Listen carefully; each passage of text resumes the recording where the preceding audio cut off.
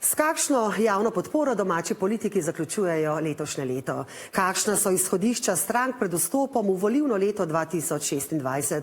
In koga volivci 3 mesece pred volitvami uvrščajo med ključne politične igralce in koga ne? Objavljamo rezultate zadnjega merjanja političnega utripa v državi letos, ki so ga za našo medijsko hišo izvedli v Inštitutu Mediana. No, sicer pa gre za merjenje še pred preobratom v primeru smrti Aleša Šutarja.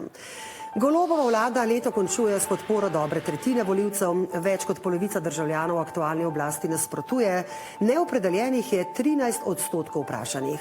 Razlika med vodilnima strankama se je skoraj prepolovila in če bi bile volitve danes, bi največ volivcev prepričala Janševa SDS. Podpirajo vsak 5. vprašani, medtem ko Golobova Svoboda beleži dobre 3 odstotne točke nižjo javno podporo. Potem naprej sledijo koalicijski Socialni demokrati in še 2 opozicijski stranki, Logarjevi demokrati in Nova Slovenija.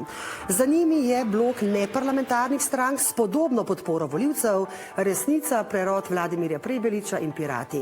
Zavezništvo koalicijske Levice in Vesne je šele na 10. mestu, njihov rejting in podpora drugih manjših strank pa je zelo razdrobljena in skupno znaša 12,5%. Delež neopredeljenih ostaja visok, 18% vprašanih ne ve, katero stranko bi volili.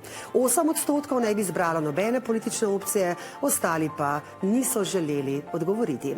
Zdaj pa kaj ocene politikov, kako kažejo. Volivci so znova najbolje ocenili predsednico države Natašo Pirc Musar, drugo najboljšo povprečno oceno si prislužil prvak SD-ja Matjaž Han, tretjo pa predsednica državnega zbora Urška Klakočar Zupančič. Prvak demokratov Anže Logar je padel za 1 mesto, predsednik NSI-ja Jernej Vrtovec pa napredoval za 3 mesta.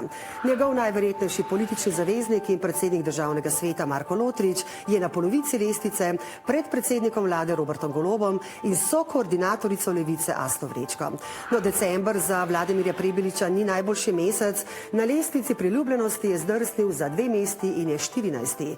Medtem ko je drugi koordinator Levice Luka Mesec iz začelja napredoval za 3 mesta in je 16. In s tem je tudi prehitel prvaka SDS-a Janeza Janšo, na repu lestvice pa tudi tokrat ustanovitelj najmlajše stranke na domačem političnem parketu Miha Kordiš.